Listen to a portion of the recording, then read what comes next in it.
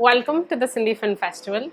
This month's book discussion video is a very special one because I love food and Sindhi food is something that I've been eating all my life. So I have two books here with me. Both are written by Dr. Aruna Reet Singhani. The first one came out in 2004. It's titled The Essential Sindhi Cookbook, and the second one, The Sindhi Kitchen, came out in 2013. Now, for the purposes of this video, I'm going to stick only to this one book so that we can do justice to this book. But I do want to emphasize that both the books are brilliant. I'm going to bring on this book in some other month's book discussion video. I want to start by talking about the author of these two books, Dr. Aruna Reet Singhani. I am going to read a little blurb about her from the jacket of this book, The Sindhi Kitchen. Dr. Aruna Reet Singhani has written 226 books on a variety of subjects from health and nutrition to cooking. Given her prolific publishing history, she has entered the Limca Book of Records for writing the largest number of cookery books in India. Dr. Aruna Reet Singhani was also awarded with a doctorate by the World Academy of Arts and Culture in Paris, and the following year the IBI Cambridge in England conferred a Lifetime Achievement Award on her. She is a very brilliant, prolific writer, has worked a lot, and it would be an honor to get to meet her and maybe also bring her onto the channel. But now let's dive into the book. This book is a beautiful book. I feel it's very compact, and this was one of our first books on the Sindhi food. The book is titled The Essential Sindhi Cookbook, written by Aruna Reet Singhani and published by the Penguin Books in the year 2004. The book is priced at Rs 350 and is available to purchase on Amazon India. The book is structured beautifully. I like the fact that the book doesn't directly begin with food recipes. It is a food recipe book, but it has a beautiful introduction chapter of 30 pages, and in that she talks about Sindh very quickly. She outlines the history, the partition, and then she moves on to different cities of Sindh, and she talks about Sindhwarkis. She talks about what arts and crafts were famous in Sindh, and then she also talks about some important cities of Sindh and what they were famous for. One of my favorite bits from the introduction is the section on Larkana, where she talks about what the city was famous for, and in that, I quote, she writes, Hussain and Lal Bazaar were the two famous landmarks of Larkana. Women visited these bazaars for clothes and jewellery, and young, eligible bachelors came to eye these beauties. Many a match was made here, thus earning the bazaars the nickname Mehboob Je Milan Ji Jagah, the place of the beloveds.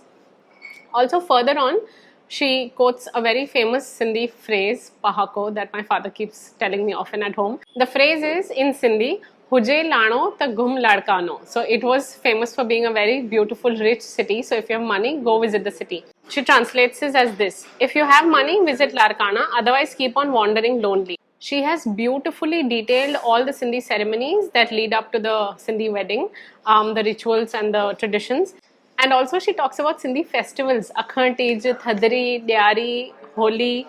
I really liked the introduction to this book. In the first few paragraphs of the introduction, she has talked about the hope in which she has written the book and what inspired her to write the book. I quote, "The hopes and aspirations of the children of Sindh, their search for their roots and their desire to know more about their motherland has inspired me to write this book. I have written it in the hope of keeping the customs and traditions of Sindh alive, and the following pages provide a brief glimpse of a bygone era when the people of Sindh were in the land of their birth." Now, talking about the actual recipes in the book. Oh my god, it was so mouth-watering just to read all of the recipes, and what I like the most is the titles are actually in Sindhi. So, Palak mein gul gobi. And then in English, she writes cauliflower with spinach. So I like that the preference is to Sindhi in Roman English and then to English. Further on, with some recipes, she also talks about how the recipes were made. For example, a fish dish was made in sand. So you cover it up and keep it in hot sand, and it would cook, and she has written how we can adapt it to the present times. Similarly, she has also talked about which dishes are eaten during certain Sindhi festivals, and then she gives their recipes. So I like that there is a little bit of context to everything. It's not just Sindhi food recipes and that's about it. The chapters are neatly divided into vegetables, seafood, chicken, mutton, sweets and desserts, papad, khicha, sharbats.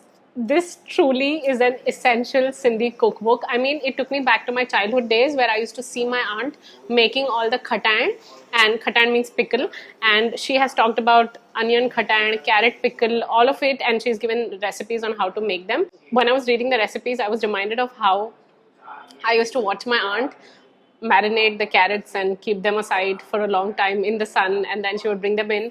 So all those memories came back. She's also talked about how Sindhi papad is an integral part of welcoming the guest. It is customary to welcome any visitor to a Sindhi house with papad and water. She specifies that, and then she gives us the papad recipe on how to make papad. I have thoroughly enjoyed this book. I put a few pictures while I was reading this book yesterday. I put a couple pictures on Instagram on my stories, and so many people asked me what book is this. They were very curious because I put up a picture of Larkana detailing the land of the beloved, the bazaars, and I also put up a picture of Sindhi festivals and how the Sindh was divided. So I'm very happy to see that people are still interested in their culture, heritage. Now, one recipe I would like to talk about. So in Sindhi, there are these tuka, which are potatoes, which are deep fried twice, and they are an accompaniment with Sindhi curry, but also you can eat them on their own. She has titled them Kuta Patata, so I'm very intrigued to know that there's one more term for it, and the recipe is the same, and it also says serve hot with Sindhi curry and rice. So I got to learn something new. So she has called them Kuta Patata. In our house, we call them tuka. That is a word that I've heard often.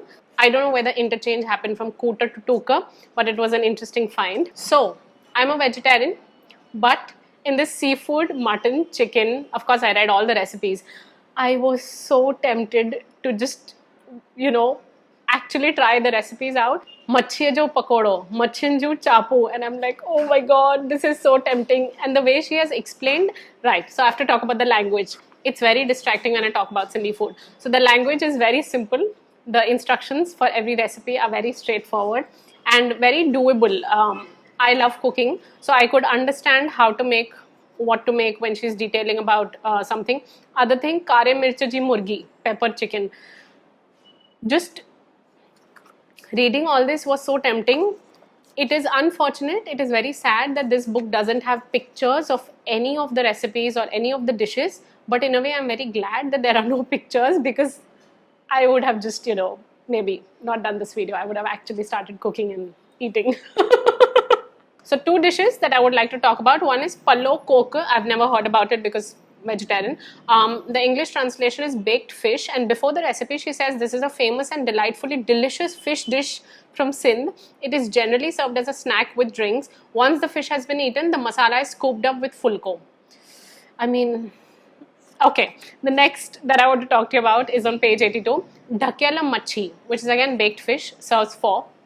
The introduction says, every recipe doesn't have an introduction, just a few select ones have, and it's a very 2-liner introduction, so that's what I like. It's very succinct. This fish was originally cooked in sand on the riverbeds or seashore and was called Vadiyaji Machi. It is served with an accompaniment of green chutney and slices of onions and lime. It is a delicious fish dish. So after the recipe, there's a note. It says you can cook the fish in sand in your own home. Fill a deep pan with sand and heat it thoroughly. Bury the fish wrapped in dough in the hot sand and remove after 1 hour. So yeah, quite a few DIY techniques even for today's day and age. Another one, Adrakaju Tikyu, and it's in the mutton section. The translation is ginger flavored mutton cutlets. So before the recipe starts, it says these cutlets are supposed to be very good for countering a common cold.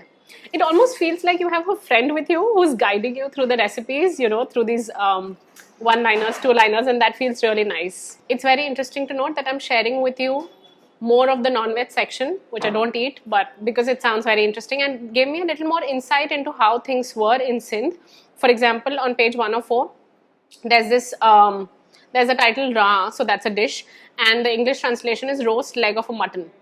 This is a very famous dish from Sindh and was served by the zamindars. No special occasion was complete without Ra and mutton biryani. So quite interesting to know how things were. And the note after the recipe says you can garnish the leg with sultanas and shredded almonds along with the silver leaf. So I can imagine how rich the presentation and the actual Ra must have looked like, or even will look if you cook. Now moving on to the vegetarian section.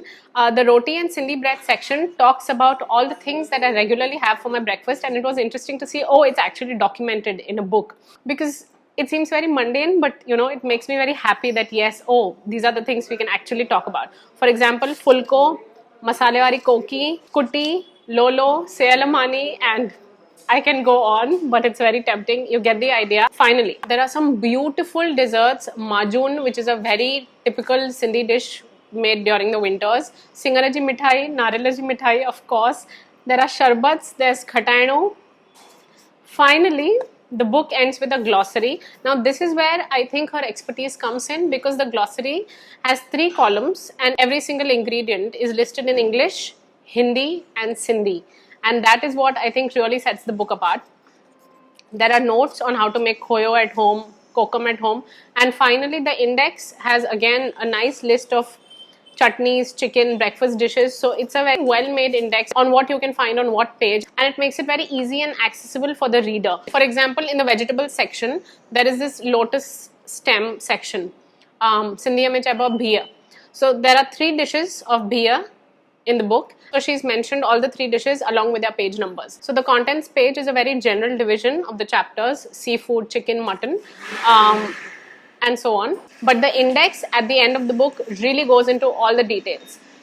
I think this was one of the first Sindhi cookbooks that came out, and it truly lives up to its name. It's the essential Sindhi cookbook. I would happily love to give this book to a friend, family member, relative who is into Sindhi cooking, who loves Sindhi food, or who maybe just wants to know a little more about the Sindhi traditions, Sindhi marriage rituals, but not in a very in-depth manner. This is a very brief, short paragraphs introduction and then into the recipes. The book is about 200 pages. It's a very easy, simple read, and also it would be a beautiful companion to have in the kitchen. For recipes that are so detailed and so vividly descriptive, I could almost imagine all the recipes. I think they must have had a tough time selecting the picture for the cover. It is Sindhi Kadi and Chawal. Again, I think it would be an absolute honor to meet Dr. Aruna Reetsinghani. If you would like to meet her, please comment down below. And if you liked this video, give it a thumbs up. Share the video with your friends and family. You know the drill. Also, please subscribe to Sindhi Film Festival. Don't forget to ring the notification bell. Until I see you in my next video, happy Sindhi food cooking, happy Sindhi food eating, and all the food related happiness to you. Bye.